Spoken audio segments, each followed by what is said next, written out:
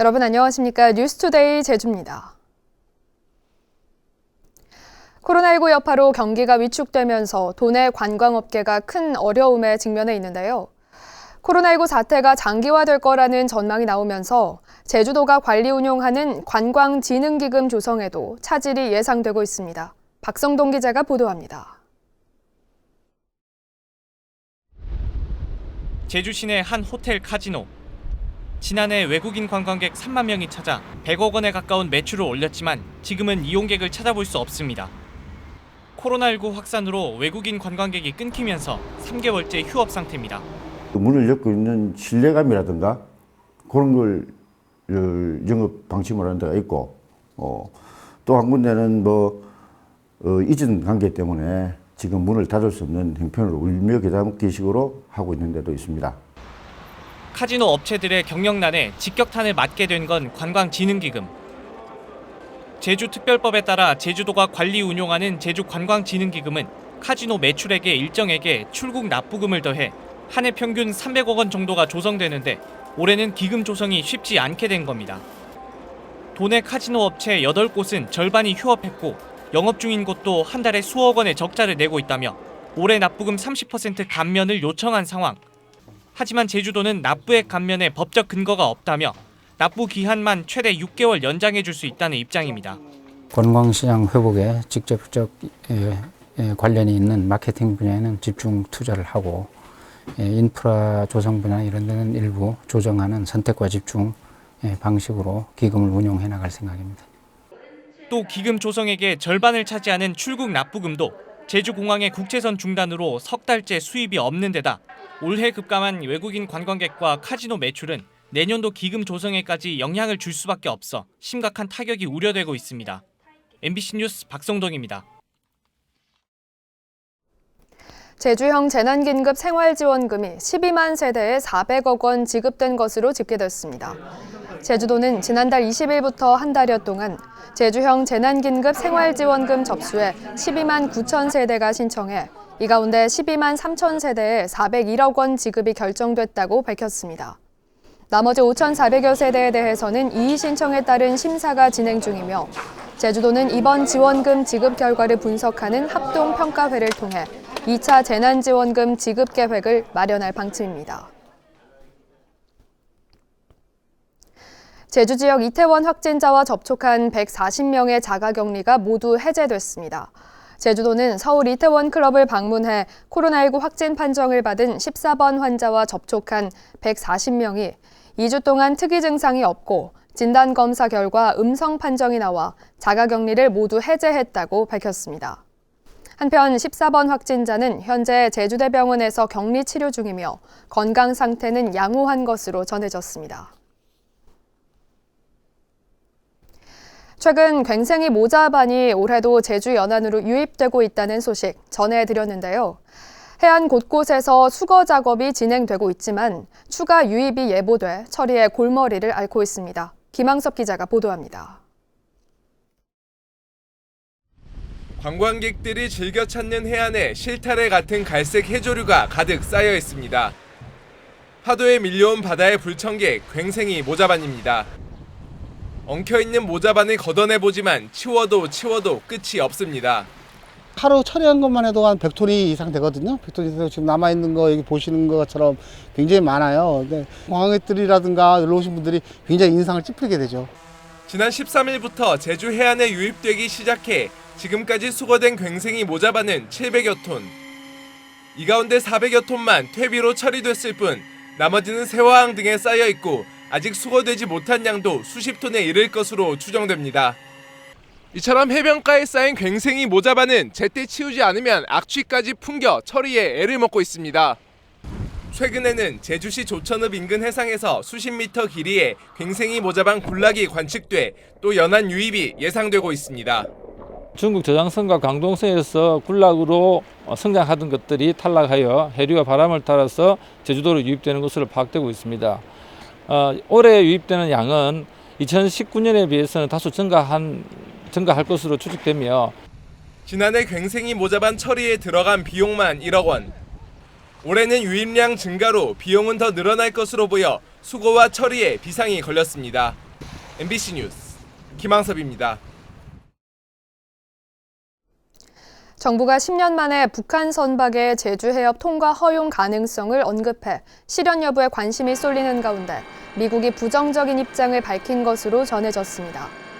통일부는 지난주 정례 브리핑에서 남북이 해상통신 절차에 합의한다면 북한 선박의 제주 항로 통과는 가능해질 것이라고 밝혔습니다. 그러나 미국 국무부 대변인실 관계자는 모 방송 인터뷰에서 모든 유엔 회원국은 유엔 안보리 결의를 이행해야 한다며 북한 선박의 제주 해역 통과 재개가 남북 간 협의로 이루어질 수 없다는 입장을 보였습니다.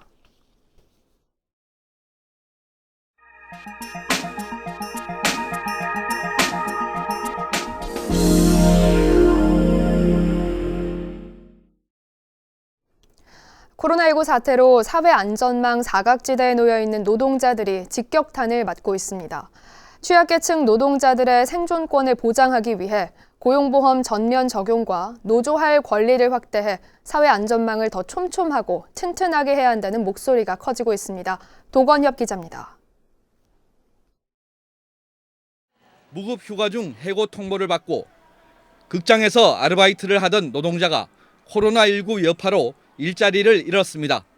정부가 청년 일자리 대책을 내놓겠다고 하지만 언제 해고당할지 모르는 불안정한 일자리에 있는 청년들에게는 피부로 와닿지 않습니다.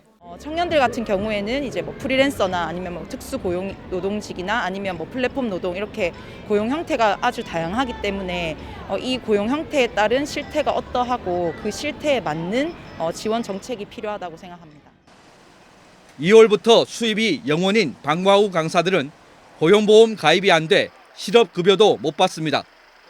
20대 국회에서 예술인도 고용보험에 가입할 수 있도록 법을 바꿨지만 플랫폼 노동자와 특수고용 노동자 전체로 확대하는 건 무산됐습니다. 계약이 되었는데 방과후 개강은 지금 불분명한 상태예요.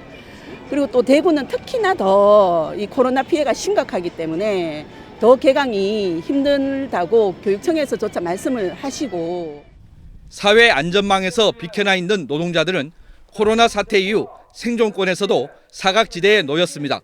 특히 직원 수가 5명이 되지 않는 작은 사업장의 노동자들은 근로기준법의 적용조차 받지 못해 말 그대로 사각지대에 놓여 있습니다. 해고가 안 된다고 하더라도 무급 휴업을 강요받으면서 실업급여도 못 받고 또 회사에서 임금도 못 받는 상태로 그냥 고용은 되어 있으되 완전 이제 죽지 못해 살고 있는 노동자들이 훨씬 많다는. 노동계가 모든 노동자들에게 근로기준법을 적용하고 노조할 권리를 보장하라고 외치는 이유입니다. 반드시 올해는 거대 여당이 모든 노동자들의 노조할 권리를 보장하고 사회 안전망을 확대할 것을 다시 한번 촉구드립니다. 재난을 계기로 더욱 뚜렷해진 불평등과 양극화를 해소하기 위해 사회 안전망을 더 촘촘하고 튼튼하게 해야 한다는 목소리가 커지고 있습니다. MBC 뉴스 도건협입니다. 도시공원으로 지정된 부지를 개발하지 않으면 용도를 해제하는 공원 일몰제가 오는 7월부터 시행됩니다.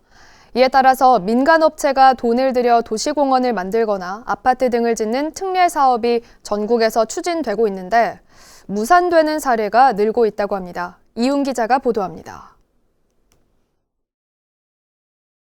강릉시 교동 6공원.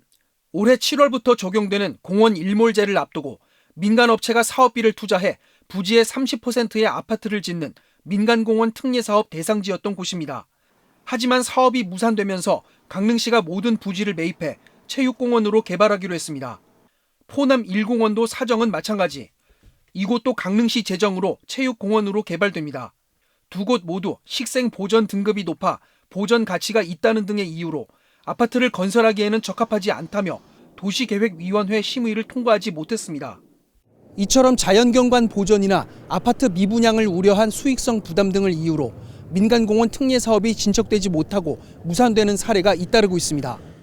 지난해 말 78곳이던 전국의 민간공원 특례 사업 대상지는 현재는 65곳으로 13곳 줄었습니다. 더욱이 남아있는 민간공원 사업지도 상당수가 올해 6월까지 사업 인허가를 마치기가 불확실한 상황입니다. 이 때문에 민간공원 특례 사업을 추진 중인 전국 지자체들이 일몰제 유예를 건의하기도 했지만 국공유지만 반영됐습니다.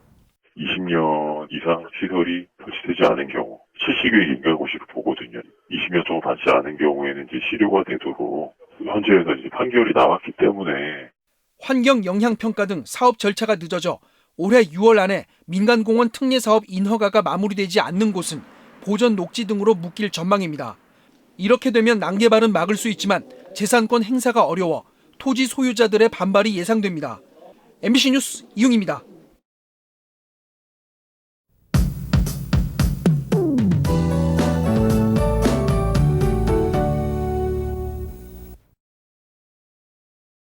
월요일인 오늘은 짙은 안개를 주의하셔야겠습니다. 현재 제주는 대체로 흐린 가운데 안개가 짙게 끼면서 가시거리가 200m 이하로 매우 짧겠는데요. 이슬비 형태의 약한 빗방울이 떨어지는 곳도 있겠습니다. 출근길 전방 주시 잘하셔서 안전운전 하시기 바랍니다. 기온은 어제보다 낮겠지만 평년과 비슷해서 포근하겠습니다. 모레까지 예년 이맘때와 비슷한 기온 보이면서 막바지 봄 기운이 가득하겠는데요. 미세먼지 농도도 보통 수준으로 대기질은 무난하겠습니다. 다음은 자세한 지역 벨렛입니다. 현재 기온 남부가 18도, 북부 17도, 서부와 동부가 16도를 보이고 있습니다. 낮 최고 기온은 남부와 동부가 22도, 북부 21도, 서부가 20도로 예상됩니다. 오늘 도서 지역은 흐리겠고 현재 기온 17도 선에서 출발하고 있습니다. 바다의 물결은 대부분 해상에서 0.5에서 1.5m로 일겠습니다. 오늘 남쪽 해안을 중심으로 너울에 의해 높은 파도가 강하게 밀려오겠는데요. 안전사고에 유의하시기 바랍니다. 오늘 아침 제주공항에는 안개가 짙은 가운데 저시정과 구름고도특보가 발효 중입니다. 특보가 발효 중인 만큼 항공편 운항 정보를 다시 한번 확인해 주시기 바랍니다.